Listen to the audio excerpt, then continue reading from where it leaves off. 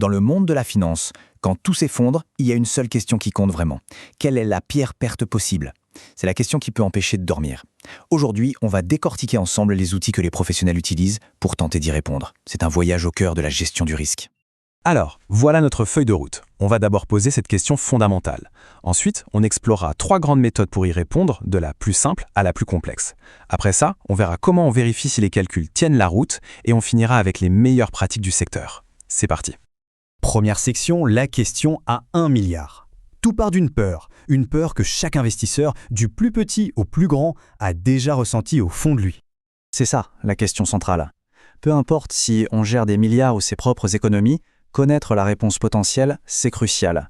C'est vraiment ce qui sépare un investissement réfléchi d'un simple pari.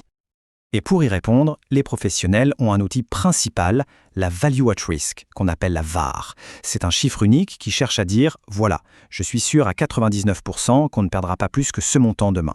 Notre but aujourd'hui, c'est de comprendre comment ce fameux chiffre est calculé. On attaque avec notre première méthode. C'est la plus intuitive, la plus directe. C'est l'approche de l'historien. Celui qui pense que le passé est le meilleur guide pour l'avenir.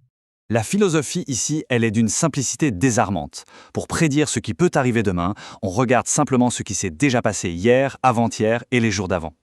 Alors, comment ça marche en pratique? C'est très direct. On prend les performances passées, disons celles des 500 derniers jours, on les classe de la pire journée à la meilleure. Pour une VAR à 99%, on s'intéresse aux 1% des pires jours, et sur 500 jours, 1%, ça correspond à la 5e pire journée. C'est tout. La perte de ce jour-là devient notre VAR. Simple. Le point fort, c'est que c'est facile à comprendre et ça utilise des données réelles. Ça permet de capturer des événements extrêmes qui se sont vraiment produits. Mais le gros inconvénient, c'est qu'on part du principe que demain sera comme hier. Si les conditions de marché changent brutalement, ces modèles seront complètement à la traîne. Allez, on passe à la deuxième approche, celle du théoricien. Ici, on ne se fie plus au désordre de l'histoire, mais à l'élégance d'un modèle mathématique. Le postulat de base, c'est de se dire que les rendements financiers se comportent de manière prévisible, qu'ils suivent la fameuse distribution normale, la courbe en cloche que tout le monde connaît. Et là, le calcul est d'une simplicité redoutable. On n'a besoin que de 2 chiffres, la performance moyenne, pour savoir où le portefeuille tend à aller, et sa volatilité, l'écart type, qui mesure à quel point ça bouge. On met ces 2 paramètres dans une formule, et hop, la VAR est calculée. L'avantage, c'est clair, c'est la vitesse, c'est quasi instantané. Mais le défaut est immense. Cette méthode repose sur une hypothèse qui, en finance, est presque toujours fausse. Et c'est ça, le point crucial. La réalité des marchés, ce n'est pas une jolie courbe en cloche bien sage, elle a ce qu'on appelle des queues épaisses. Concrètement, ça veut dire que les événements extrêmes, les crashs, arrivent bien plus souvent que ce modèle ne le pense. C'est une erreur de modèle qui a contribué à l'aveuglement de beaucoup d'institutions avant la crise de 2008. Ce modèle est en fait dangereusement optimiste. Ce qui nous amène tout naturellement à la 3e méthode, la plus puissante, et de loin la norme dans l'industrie. C'est l'approche du simulateur. L'idée ici est brillante. Au lieu de se limiter à l'unique chemin que l'histoire a réellement pris, on va utiliser des modèles pour générer des milliers, voire des dizaines de milliers de futurs possibles pour notre portefeuille. Bon, là, le processus est un peu plus complexe. D'abord, on définit des règles mathématiques pour décrire comment les prix pourraient évoluer, en se basant sur le comportement récent du marché. Ensuite, on lance un ordinateur puissant qui va simuler, disons, 10 000 futurs possibles d'une journée en suivant ces règles. On obtient alors 10 000 résultats et on calcule notre VAR sur cette distribution, un peu comme pour la méthode historique. Sa flexibilité est son plus grand atout. On peut modéliser presque n'importe quoi. Mais c'est aussi sa faiblesse. Tout, absolument tout, repose sur la qualité du modèle de départ.